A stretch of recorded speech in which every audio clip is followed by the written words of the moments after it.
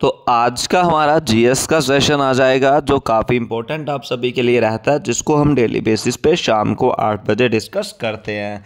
तो let's start this important video part. आज के हम इस इम्पोर्टेंट सेशन में डिस्कस करेंगे हमने हमारे जो नेक्स्ट क्वेश्चन डे 3 साइंस के, ए freely suspend magnet align in the direction.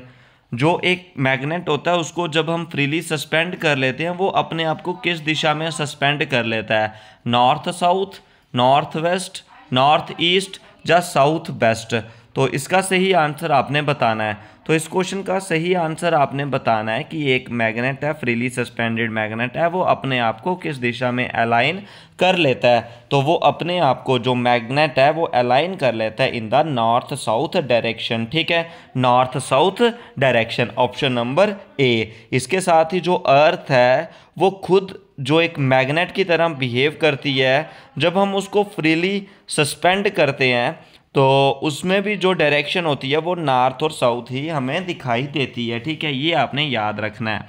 Next है the focal length of a concave mirror with the radius of curvature इस इतना। फोकल लेंथ आपने बतानी है।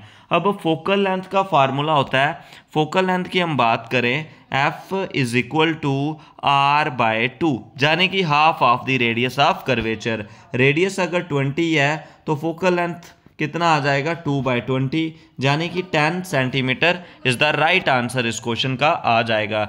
Next question, SI unit of capacitance. Capacitance का SI unit बताना है, lux, Henry, farad या एम्पेयर। आपको डेली बेसिस पे शाम को 8 बजे जीएस का सेशन, सुबह 8 बजे इंग्लिश का सेशन, काफ़ी इंपॉर्टेंट आप सभी upcoming JKSSB, JKP and all other competitive exams के लिए इसी तरीके की इंग्लिश और जीएस के क्वेश्चंस आते हैं। और जो जीएस के क्वेश्चन है स्पेशली साइंस के, ये जो पीवाईक्यू में किसी ना किसी एग्जाम में पूछे गए हैं, और टेक्स्ट बुक ऐप बेस्ड जो क्वेश्चन है वो जहाँ पे आपके लिए लाए जा रहे हैं, और काफ़ी बढ़िया शानदार और इनकी इंपॉर्टेंट पीडीएफ भी आपको मिल जाएगी। लिंक डिस्क्रिप्शन पे मिलेगा टेलीग्राम का। टेलीग्राम को ज्वाइन करके वहाँ से फ्री ऑफ कॉस्ट जो सुबह वाली इंग्लिश की वीडियो है, इंग्लिश के वीडियो की जो पीडीएफ होगी वो भी आपको मिल जाएगी, और शाम को जो यस का वीडियो होगा उसकी पीडीएफ जो होगी वो भी आपको मिल जाएगी। अब हम बात करते हैं एसआई यूनिट ऑफ कैपेसिटेंस आपने बताना है। तो जो फैरड है, farad is the SI unit हो जाता है कैपेसिटेंस का। ठीक है, तो हेनरी हो जाता है इंडक्टेंस का। ठीक है, उसके बाद लक्स, ठीक है, एम्पियर हो जाता है करंट का। ठीक है, तो जो कैपेसिटेंस है, कैपेसिटेंस हम बात करते हैं जाने की चार्ज बाय पोटेंशियल हो जाता है। और जो फैरड है वो माइकल फैराडे के नाम पे इसका पड़ा था नाम। A venturimeter is a device use to measure the flow rate of fluid, air, sound. तो वेंचुरीमीटर एक डिवाइस है जो मेजर करता है रेट ऑफ फ्लूइड। जो वेंचुरीमीटर है जो बर्नौलीज थ्योरम पे डिपेंड करता है। जो बर्नौलीज प्रिंसिपल है वो डिस्कवर किया था जो डैनियल बर्नौली ने। ठीक है, तो इसका सही आंसर हो जाएगा ऑप्शन नंबर ए। आप भी साथ साथ में करें, अपना स्कोर जरूर मेंशन करें, आपके लिए ये काफ़ी इंपॉर्टेंट सवाल है। नेक्स्ट है, a force of friction dash with the increase in the weight of body. अब हम बात करते हैं जो फ्रिक्शन है, जो फ्रिक्शन है वो एक अपोजिंग फोर्स है जो रेजिस्ट करती है क्या करने के लिए, जब भी दोनों बॉडीज एक दूसरे पे स्लाइड करती हैं। जो फ्रिक्शन है वो एक्सपीरियंस होती है एक ऑब्जेक्ट को डायरेक्टली प्रोपोर्शनल उसके वेट के। ठीक है, डायरेक्टली प्रोपोर्शनल उसके वेट के, यानी कि अगर फ्रिक्शन इंक्रीज होगी तो वेट भी इंक्रीज होगा। ठीक है, फ्रिक्शन इंक्रीज होगी तो वेट भी इंक्रीज होगा, क्योंकि जो फ्रिक्शन है वो डायरेक्टली वेट पे ही डिपेंड करती है। तो force of friction increases with the increase in the weight of body, इसका हो जाएगा option number C is the right answer. Next बात करते हैं एस्केप वेलोसिटी। अब बात करते हैं जो मिनिमम वेलोसिटी चाहिए होती है किसी बॉडी को अर्थ की ग्रेविटेशनल फील्ड से एस्केप होने के लिए। अर्थ की ग्रेविटेशनल फील्ड से एस्केप होने के लिए जो एस्केप वेलोसिटी है अर्थ की, उसकी वैल्यू बतानी है। तो उसकी वैल्यू आप बताओगे वो कितनी हो जाती है, 11.2 किलोमीटर प्रति सेकेंड। और इसी तरीके से सन की बात करें, सन की हो जाती है 614 किलोमीटर प्रति सेकेंड। मून की हो जाती है 2.4 किलोमीटर प्रति सेकंड। जो एस्केप वेलोसिटी है, एस्केप वेलोसिटी कितनी होती है, √2 ऑफ ऑर्बिटल वेलोसिटी। यानी कि हम इसका भी रिलेशन बात कर दें, जो हमारे पास क्या आ जाती है, एस्केप वेलोसिटी है वो कितनी होती है, 2 रूट जाने की 1/2 ऑफ ऑर्बिटल वेलोसिटी। ठीक है, ये आपने याद रखना है। और इसकी वैल्यू कितनी होती है, 11.2 होती है। और सन की एस्केप वेलोसिटी कितनी होती है, 614 किलोमीटर प्रति सेकंड में एनर्जी रिक्वायर्ड इतनी होती है। Next question, first loss of Newton is also called law of gravity, conservation, inertia या कुछ भी नहीं। अब बात करते हैं न्यूटन फर्स्ट लॉ क्या बात करता है, जब भी कोई बॉडी रेस्ट या मोशन में होती है वो उसी में रहती है जब तक हम उस पर कोई एक्सटर्नल फोर्स अप्लाई ना करें। ठीक है, तो वो कौन सा लॉ हो जाता है हमारे पास, लॉ ऑफ इनर्शिया हो जाता है। Option number C is the right answer होगा। In the contest of LED what does D stand for. देखिए एलईडी में लाइट एमिटिंग डायोड इसकी फुल फॉर्म होती है। अब बात करते हैं जो एलईडी है ये एक सेमीकंडक्टर डिवाइस है जो एमिट करता है लाइट। ठीक है, जब क्या होता है इसमें जो इलेक्ट्रिकल एनर्जी होती है वो किस में कन्वर्ट होती है, इलेक्ट्रिकल एनर्जी में। ठीक है, एलईडी में क्या होता है, इलेक्ट्रिकल एनर्जी कन्वर्ट होती है लाइट एनर्जी में। और जो एलईडी होती है ये फॉरवर्ड बियास होता है, इसमें जो फ्री इलेक्ट्रॉन होते हैं जो एन साइड से होल्स की साइड में जाते हैं।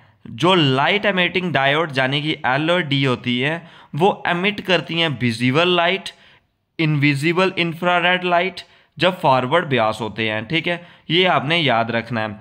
और जो एलईडी होती है ये एमिट करती है red, yellow, orange, green and blue light ये एमिट करती है। एलईडी की फुल फॉर्म होती है लाइट एमिटिंग डायोड, ये सेमीकंडक्टर बेस्ड है और इसमें फॉरवर्ड बियासिंग होती है, ये आपने याद रखना है। नेक्स्ट क्वेश्चन आ जाएगा, power of lens is measured in kelvin, candela, ampere या डायोप्टर। अब बात करते हैं पावर ऑफ लेंस हमारा किसके बराबर होता है, रेसिप्रोकल ऑफ फोकल लेंथ होता है। अब बात करते हैं जो पावर ऑफ लेंस है यानी कि जो एबिलिटी है लेंस की क्या करने के लिए, कन्वर्ज करने के लिए रे ऑफ लाइट। जब एक रे ऑफ लाइट आती है वो लेंस पे पड़ती है, उसको कन्वर्ज जो करने की एबिलिटी होती है उसी को बोलते हैं हम पावर ऑफ लेंस। तो पावर ऑफ लेंस का यूनिट बोल सकते हैं या रिप्रेजेंट बोल सकते हैं, मेजर्ड बोल सकते हैं, वो होता है dioptre. Option number D. Momentum body का एम है, मास बॉडी का बी है, हमने मोमेंटम बताना है। तो मोमेंटम का फार्मूला क्या होता है, मोमेंटम का फार्मूला होता है mass into velocity. Option number A is the right answer. Next आपने बताना है, यूनिट बताना है थर्मोडायनेमिक टेम्परेचर का। तो टेम्परेचर का SI unit kelvin, Fahrenheit, radian या सेल्सियस। तो टेम्परेचर का एसआई यूनिट हो जाता है kelvin. Next question, sound waves with frequency greater than dash are called ultrasound. 2 kilohertz, 20 kilohertz, 0.2 kilohertz या 20 हर्ट्ज। तो अल्ट्रासाउंड बतानी है, तो अल्ट्रासाउंड वाली कौन सी हो जाती है, अगर ग्रेटर देन हो 20 किलोहर्ट्ज से तो वो होती हैं अल्ट्रा साउंड हो जाती हैं। अगर 20 हर्ट्ज से स्मॉल हो वो हो जाती है इंफ्रा साउंड। जैसे डॉग हो गए, माइस, बैट, डॉल्फिन, ये सारी अल्ट्रासोनिक साउंड सुनते हैं और प्रोड्यूस भी अल्ट्रा साउंड वेव्स करते हैं। ठीक है, तो इसका सही आंसर आपका क्या हो जाएगा, ग्रेटर देन 20 किलो हर्ट्ज। ठीक है, option number C. Which of the following is suitable to be used as the shaving glass. तो शेविंग ग्लास के लिए हम कौन सा मिरर यूज करते हैं, कॉनकेव, वैक्स, सिलेंड्रिकल या लेंस। तो जो हमारे पास कॉनकेव मिरर होता है, जो मिरर कर्व होता है इनसाइड से और रिफ्लेक्टिंग होता है बाहर से, वो वही कॉनकेव मिरर होता है। इसको हम शेविंग मिरर में, टेलीस्कोप में यूज़ करते हैं और हेडलाइट के रिफ्लेक्टर में भी यूज़ करते हैं। तो इसका सही answer option number A, concave mirror. इनमें से कौन सी एग्जाम्पल पोटेंशियल एनर्जी की नहीं है, water stored in dam, raised hammer, pressed spring, running water. तो जहाँ पे हम बात करते हैं जो वाटर स्टोर होता है डैम में, potential energy, raised hammer potential energy, spring potential energy, लेकिन रनिंग वाटर ये काइनेटिक एनर्जी आपका हो जाएगा, ठीक है। तो running water is not an example of potential energy. Next question, intensity of sound हम किससे मेजर करते हैं? इंटेंसिटी ऑफ साउंड, तो एम्पियर करंट का ऐसा यूनिट है, ठीक है। डेसिबल, तो कैंडेला या नॉट्स, तो नॉट्स डिस्टेंस का हो जाता है जो नॉटिकल माइल्स में आ जाता है, ठीक है। तो जो शिप में हम मेज़र करते हैं, ठीक है, ये आपने याद रखना है।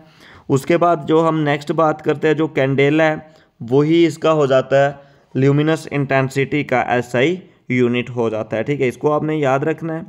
उसके बाद नेक्स्ट बात करते हैं, when a large force act on a body for a short duration of time, जब बॉडी शॉर्ट ड्यूरेशन पे एक्ट करती है, इम्पल्स, काइनेटिक, सेंट्रीफ्यूगल या स्टैटिक। तो इम्पल्स फोर्स जो होती है बॉडी पे छोटे समय के लिए करती है, force act on a body for a short duration of time is known as impulse force. The cracked part of glass appear to be brighten due to, जो क्रैक्ड पार्ट होता है ग्लास का वो ब्राइट क्यों दिखता है?